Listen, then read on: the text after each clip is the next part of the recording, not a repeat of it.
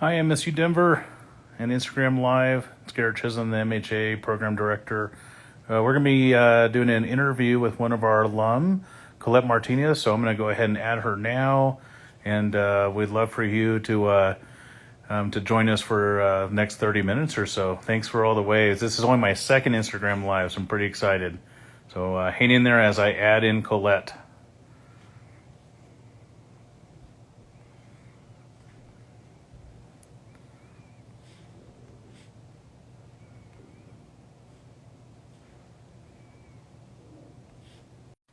Okay, seeing some familiar faces and a lot of people you don't know. Oh, there's Collette.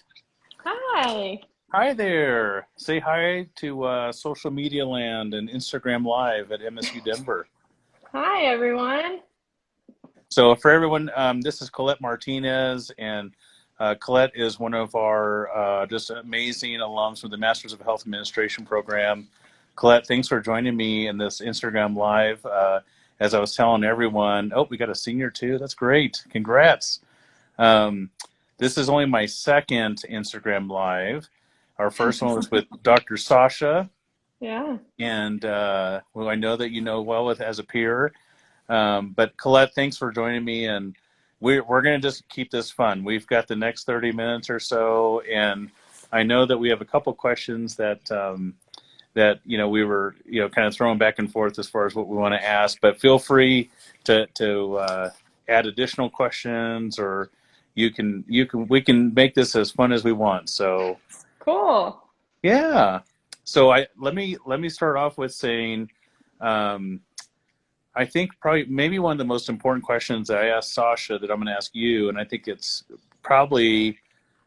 safe to say should everybody in healthcare should reflect on this question and figure out why they want to do this, but where did your passion for healthcare come from?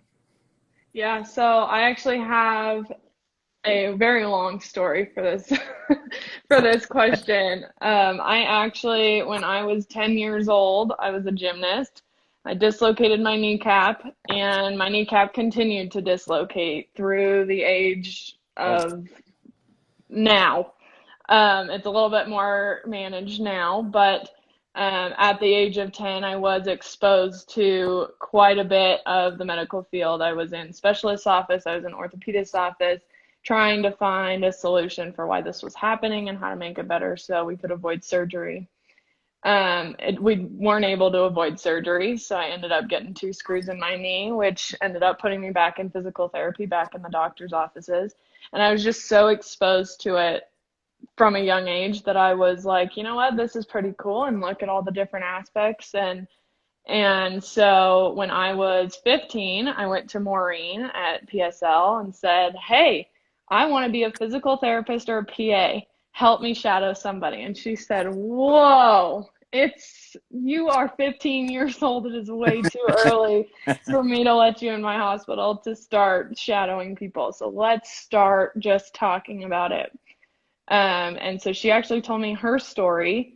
And shortly after that, I had gotten a promotion at my first job at the YMCA, overseeing the HOA and all the events that were going on at the HOA clubhouse.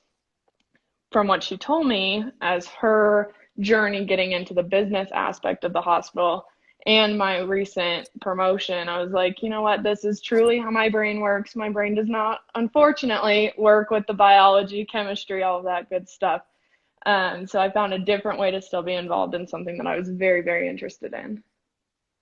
Yeah, and we're very fortunate in that, for those of you who are just joining us, I saw a bunch of people join in.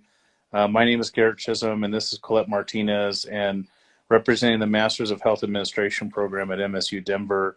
I'm the program director, and Collette Martinez is one of our recent alums, graduating just this last semester, and talking about her passion. And I want to give a shout out to Maureen Tarrant, because Maureen Tarrant, who's the CEO of PSL here in Denver, Colorado, not only had an impact, a tremendous impact on your trajectory, but also mine as well, was an incredible mentor to me, and I know for many, many people.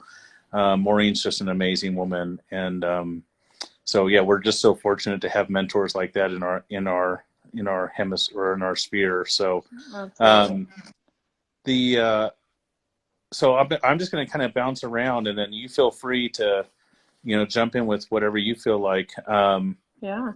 How so when you were going through, I know that we spoke a lot when you were getting close to grad school, or at least thinking about it.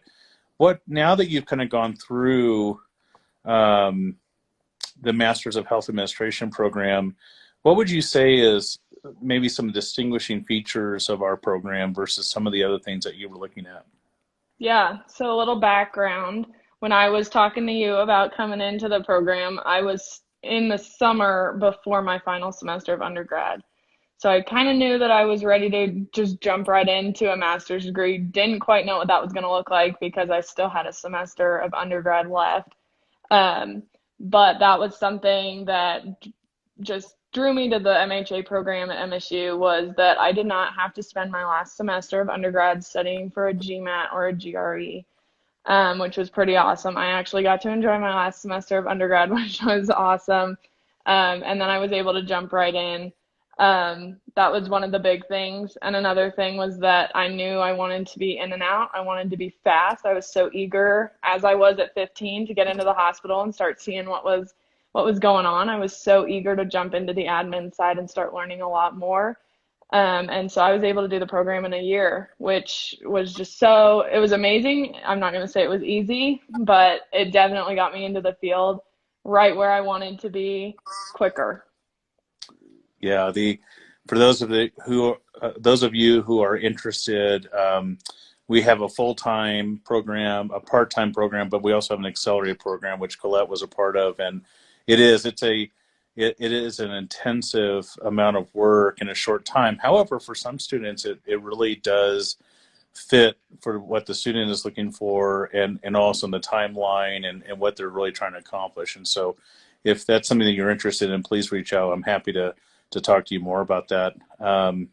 Absolutely. I think that that is another advantage, not only that you can do it in a year, but it is customizable too. If you want to do it in a year and a half, 2 years, 2.5 years, you can really figure out what works best for you and your work schedule, you and your personal life. And the class schedules are amazing because they're at night, so it's easy to work around. Right. Yeah. For those of you who don't know, we have so our courses are 8 weeks long. And in those 8 weeks, there's three, those are online, and then you have three synchronous sessions with your professors. And those last from 6 to 8:30 p.m. And they're usually consistent either on Mondays or Tuesdays, but we try to plan it out so that you know ahead of time what commitments you have to make around as far as family or work. But Collette, I did see, I'm trying to keep up with all the comments coming in, which is great. Lots of waving, lots of hearts going across, lots of hellos. And then one question that popped up, and I'm sorry because I don't know how to actually scroll back. Oh, here we go. Carolyn 0827 asked, what did you study in your undergrad? Yeah, so I got my undergrad at CSU in Fort Collins, and I got my undergrad in business administration with a concentration in organization and innovation management. So I was in the College of Business, got a couple more certificates on top of there, but I won't fill your brain with all those words because it wins you. But yes, I was a business major in Yeah. college and undergrad. It's we actually get that question quite a bit. One is, what kind of undergrad degree do I need? And then, do I have, and then the second question we get a lot is, do I have to have a background in healthcare? So the first question to answer is that any bachelor's degree is fine. In fact, I actually encourage the diversity because, as we all know, um, being in the classroom and hearing different perspectives, not only personally but professionally, breeds value to that class. And why not have as many different diverse backgrounds as possible, having, being part of the healthcare dialogue? So we don't have a specific degree. Now we do have specific prereqs, but there's ways, if you haven't taken those courses, we can help you with that. So, and then the second question is, do I have to be in healthcare? And the answer is a resounding no. In fact, the program's designed that if you want to be in healthcare and you're looking to either change professions, or if you are wanting to start a profession.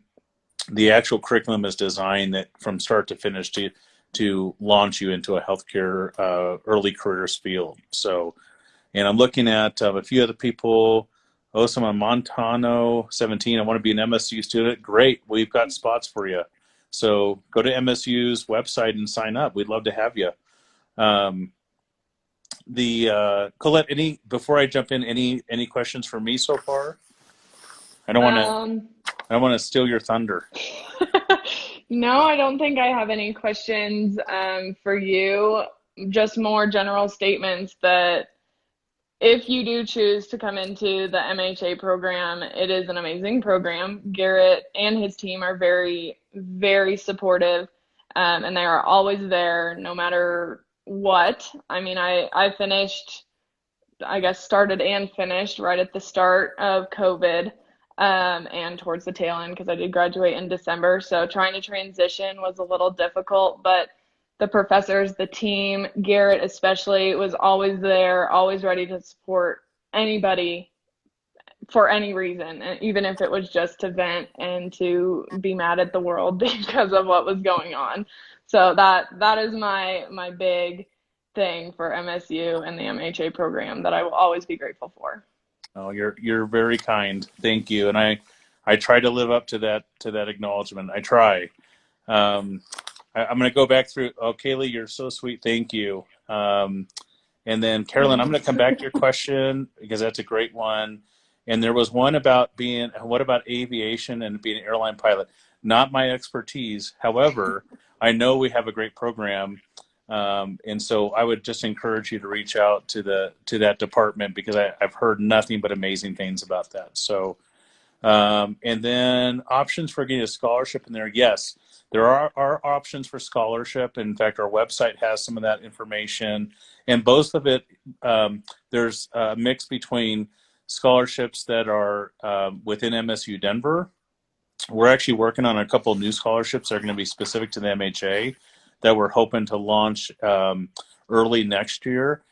And then there's also scholarships. In fact, some of our folks on here are actual recipients, but scholarships through professional organizations that we work with, like the American College of Healthcare Executives. So, but we're happy to talk to you more about that if you're interested. And then Carolyn 0827 had a great question. What is the difference between an MBA in health administration and an MHA? That's a great question. I always say that I actually am an MBAer for my graduate work, and they didn't have an MHA program when I went through at MSU, but they're actually very similar. And the how I describe the MBA with a healthcare focus is that, and by the way, I encourage you to reach out to those programs for anything specific, just because I know our program really well, but I don't want to speak to another program. But I highly encourage you when you're looking at grad programs to make sure it's a good fit and ask lots of questions. The MBA focus is a generalized business focus that at a graduate level, and then you do additional coursework. In fact, one of our professors has an MBA with health administration. And then so you do additional coursework that's specific to health administration. With a Master's of Health Administration, all of your curriculum is healthcare focused. So every single class is about healthcare and specifically about healthcare administration. So for an example, you wouldn't take like a generalized human resources and organizational development course. You would take a healthcare human resources and organizational development. You would take healthcare finance. You wouldn't do a generalized finance course and then do an add-on that's additional healthcare work. So every single course is specific to healthcare with the MHA. And I hope that answers your question, Carolyn.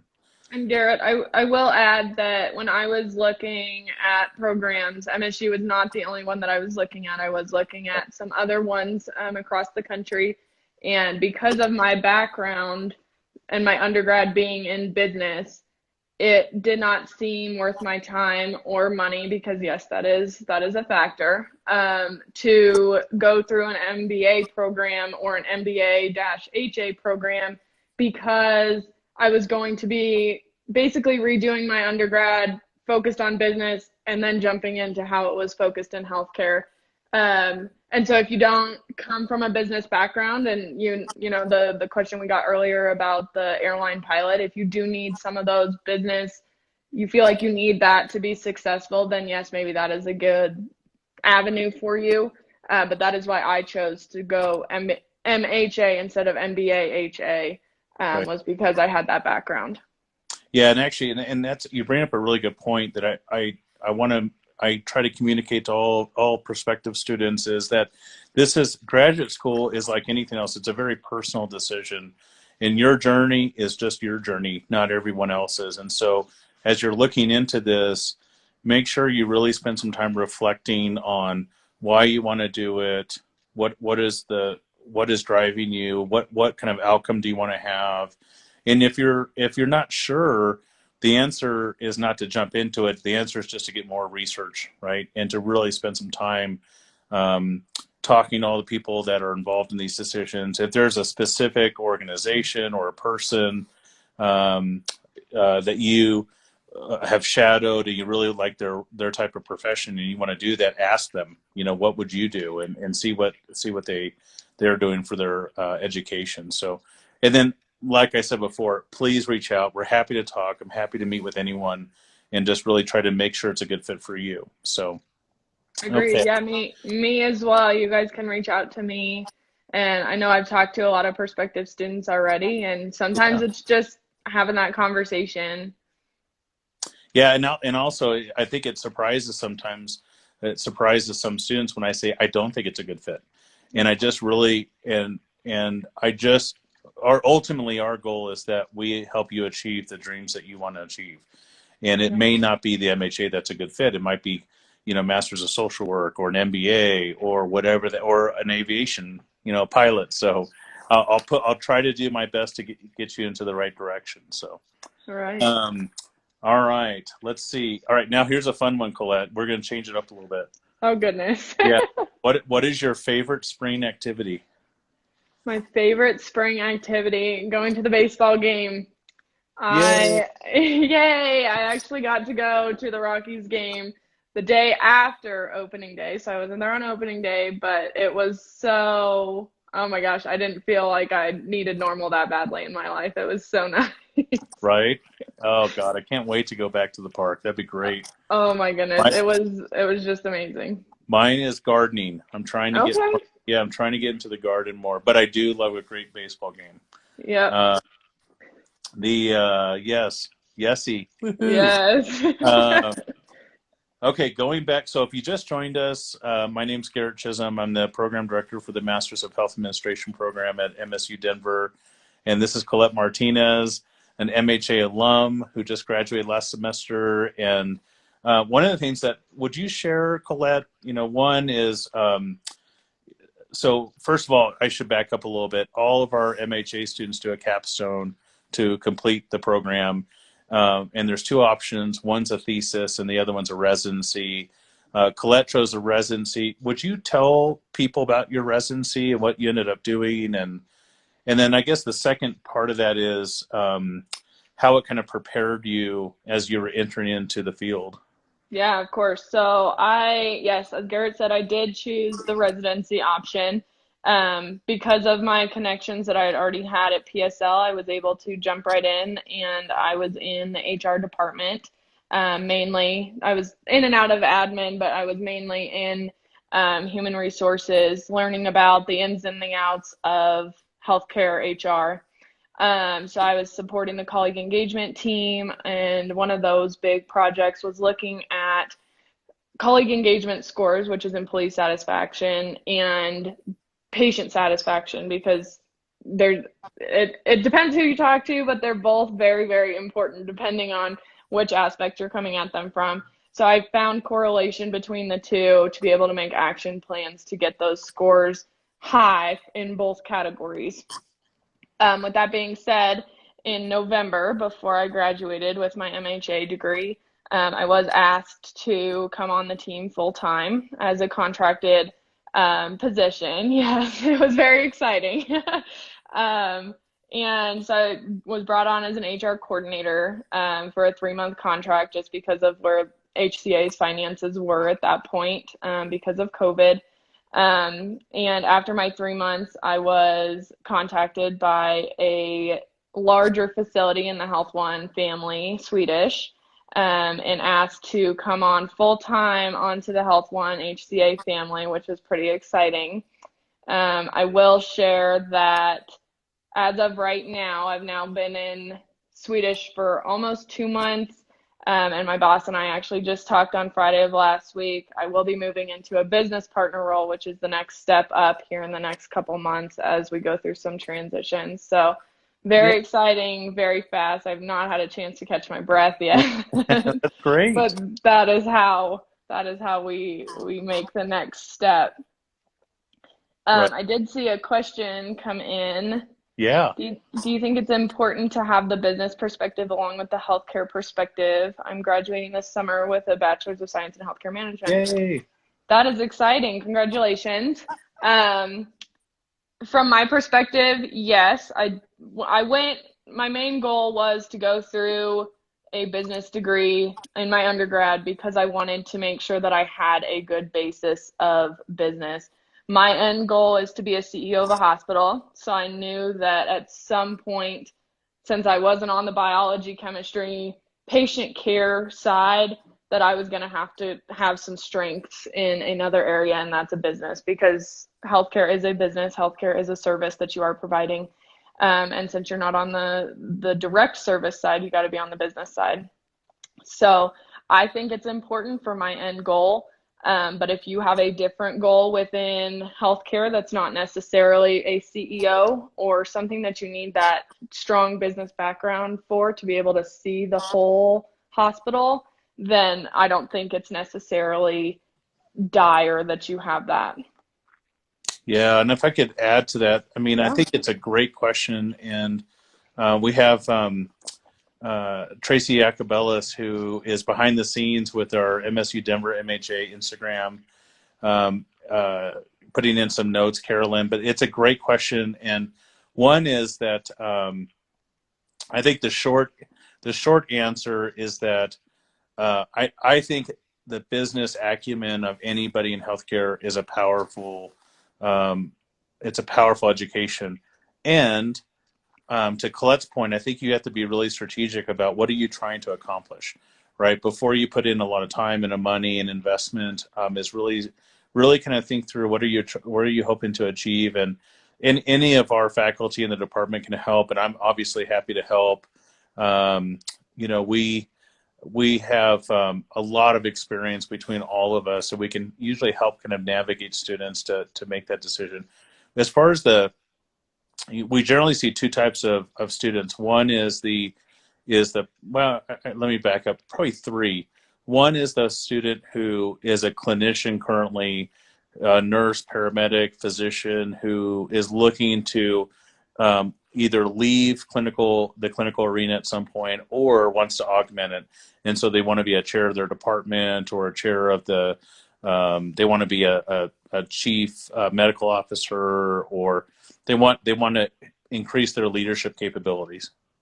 The second is the student who is the brand new to healthcare, wants to get into healthcare, knows that they don't want to do clinical work necessarily yet, but they have an interest in the administrative side. The third one is really the person who's transitioning, the older adult who started into, or not even older adult, but just the adult who started in one industry and then wants to make a change. I always laugh because in our meet and greets with students, we kind of list out who are our students, and we've actually had people from the clergy, we've had people from construction, we have one of our current students is a physician at Denver Health. So it's this mix, which I think actually adds a lot of value to the classroom. So I know that's a long-winded answer, Carolyn, but I think the short answer to you is yes, it is very important. Then the question is, as you look at your kind of career path, just making sure that you're gaining all the specific skill sets that you want or are looking for. So I hope that helps. And again, I know that Tracy can add our info in, but you can always go to our website and set up advising with us, and happy to jump on the phone with you. So, I Collette, think to yeah, Kevin's point too, Drive and desire are key. It is, if you find yourself passionate about healthcare, you will find a way to get in and make that happen. And then if you are passionate about the clinical side, I have talked to a lot of people that are so passionate about, the CNA, the nurse side, but for whatever reason, they got hurt, for whatever reason they want to step away from the bedside. It's finding that new desire, whether that's in healthcare or whether it's somewhere else. Yeah, that's a good point. And I need to give a shout out to our chair, Kevin Zeiler. So don't forget the attorneys. Yes, we do have attorneys. Yes. In fact, we have one of our last actual our last semester new students come in. We have an attorney who's in our class. Oh, that's awesome. Yeah, who wants to be in healthcare specifically. Yeah. I'm being mindful of time. We have about 6 minutes left, and so I just want to make sure that we cover a few more things. And these are really, Collette, these are very important. For the summer, do you have a current summer book that you're interested in? And what's going to be your favorite binge show? Oh my goodness. I have not watched TV in a very long time, so I can't give you a show. I thought I would have more time when I, graduated, but no, I have not had a chance to catch my breath. But books, my last boss at PSL, he got us a book for Christmas that I have yet to crack open, that I'm dying to crack open. It's called Atomic Habits. Yes. So I am dying to get into that, and that will be my summer read. I know of the book. I have not read it, but it's apparently fantastic. It's also on the bestseller list. Yeah. And the author who wrote that has a website. And so you can get the daily Atomic Habit email. That's great. Yeah. So Collette, one of the things, let's see here. Let me go to the next one. And by the way, Carolyn, I saw you're absolutely welcome. And I hope that answered your question. And again, for everyone out there, feel free to reach out. We'd love to talk to you. I need to pause for a second because Tracy would kill me if I didn't say this, and as would Cindy. We are accepting applications for the fall. It's kind of a first come, first serve. And so please, if you're interested, please reach out. We have an interest form, and then Tracy can send you more information. We can set up advising if you want to talk more to see if it's a good fit for you. We don't have a GRE or GMAT. And that's actually a pretty common thing now, but it's catching on more speed. But we are accepting applications for the fall, and we'd love to review your application and see if it's a good fit for you. So Collette, now that we've covered the really important things on binge net shows here, if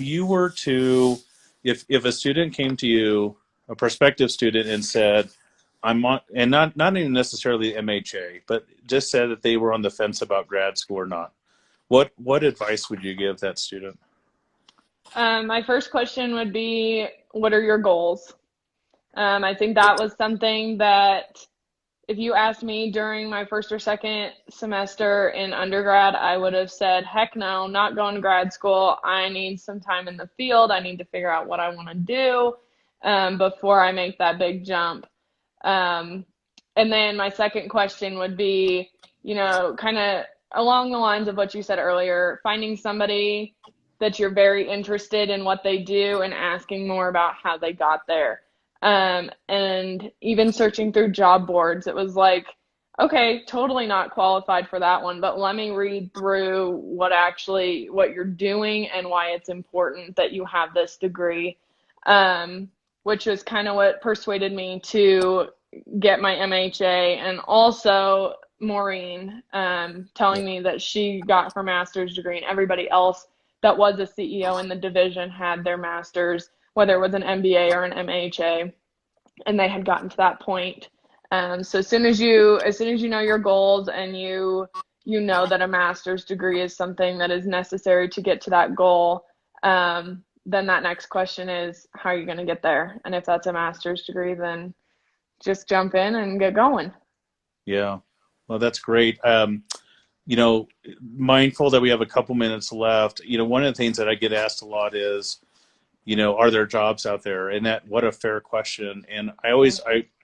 I want to answer this in two different ways. One is that is the projections that I think all of you, if you're interested in healthcare administration, you should reach out and do your own research, is the Bureau of Labor Statistics. And if you look at health service managers, which is kind of the category that we're in, a year ago, it was at an 18% growth rate for the nation with an average annual salary of around $100,000.